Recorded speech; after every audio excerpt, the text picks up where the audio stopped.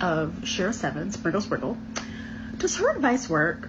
Por favor. Once upon a time, a young king needed a queen. He needed to get married, so his friends and family suggested a bunch of cousins from the bloodline. He said, no. No. They were like, what do you mean? No. These are your family, bloodline, money, everything you need. Come on. He said, no. No. That one is too tall. That one is too small. That one is too big. That one is too fat. That one talk too much. That one is too silly. That one is too shallow. That one is too stupid. No. They were like, come on, spill the bean. What's going on? You can trust us. What's going on? He was like, the truth is, those were born with golden spoons. What I'm gonna get them? Another golden spoon? No, I want something different, something new. You know what? I'm gonna make a request. They were like, okay, what are the requirements? He said, super easy. Extremely beautiful, extremely talented, doesn't talk too much, and willing to spend 100 days inside the castle, no question asked. And that's their big requirement. They were like, okay, spread the word, let's go. And you guessed it, every single rich family in the kingdom and even outside of the kingdom were willing to sacrifice their daughters, no question asked.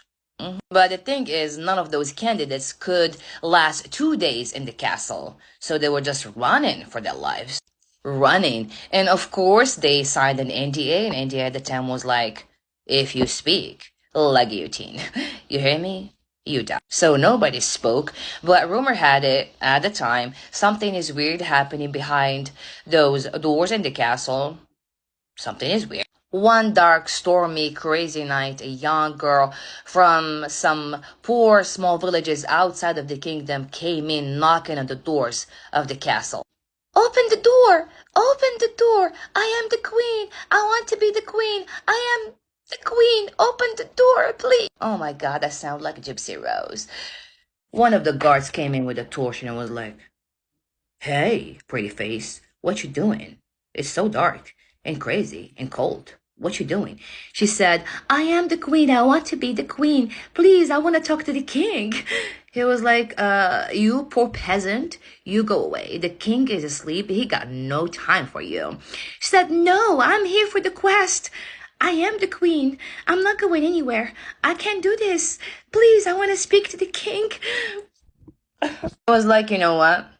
He's asleep right now. Come back tomorrow morning. She spent the night outside. It was so cold. She's poor. She got nowhere to go. But she wants to be the queen. The next morning, she got what she wanted. She met the king. The king looked at her and said, your face is so beautiful. Strip down for me, please. And she did. And then he said, what you got? What you bring to the table?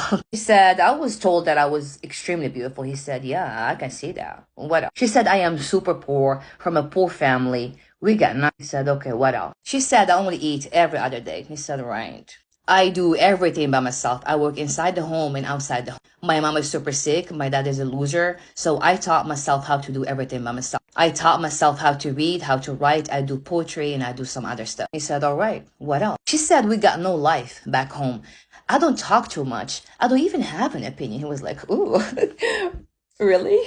Okay, keep going. And then he said, why me? Why do you want to be a queen? She said, I don't want to be like my mom. My father is a loser. And every single man or boy who were interested in marrying me, they were just like my father. I want something different, something new. I want to be the queen. He said, all right, you're in. So they took her to this specific balcony slash tower. You get the picture. You know what I mean, right? She was tossed in there, exposed to the fourth element. Nobody checked on her. The king was doing the king business, and even water and food was served every other day. Days and weeks and even months went by. She was just alone. She got super sick.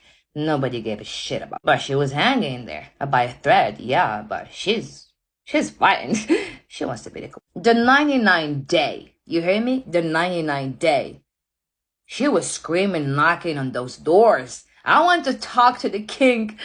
I want to talk to the king. The same guard with the same torch was like, what's going on? Today is 99 day. So tomorrow you can talk to the king, okay? He's asleep right now. What do you want? She was like, no, I cannot take this no more. No, I need to speak to him right now. I can't. He was like, no, I can't. He's asleep. I can't. Wait, tomorrow is 100 day and you will be the queen, all right? She was like, no, I can't take this no more. I'm just I'm done. I can't do this no more. I need to speak to the king. I'm throwing the towel. He was like, what? You're giving up? Get the king! And lo and behold, the king was there in the middle of the night, was like, oh, what's happening, sweetie? What's going on? Today is a day. Tomorrow is a day. She said, you left me alone for 99 days and you didn't even care. I was like, that was a deal.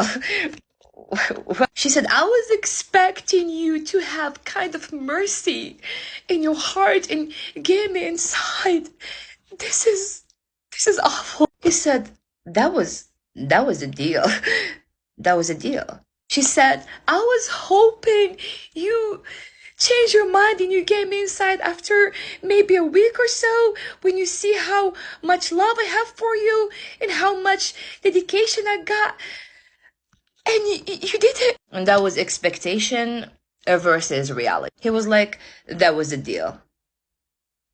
That was a deal. She said, no, that's it. I don't want this no more. I want to go. He said, okay, you lose. Go. She died on her way home, and he married one of his cousins.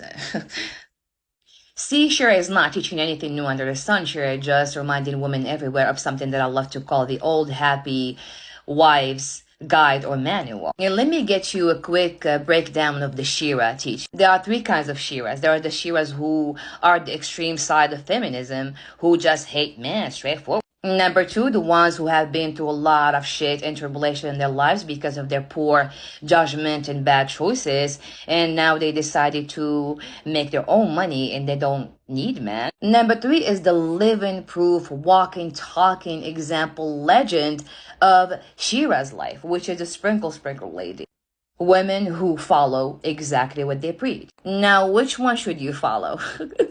I cannot answer that question for you because I don't know who you are. Who are you? But I can tell you something at the end of this video. These are the 4 horsemen of Miss Shira teach. If you want love, go for love. When you wake up and you know and you realize that love is not enough, don't complain about it. If you want the bag, go for the bag. But keep in mind the bag comes with additional prices and sacrifices, and enjoy it. If you want it all, you have to do it all. Don't talk about your traumas to a man because they will use it against you. Speaking of traumas, if you choose wisely, you don't have to heal. Now here's something that nobody is talking about.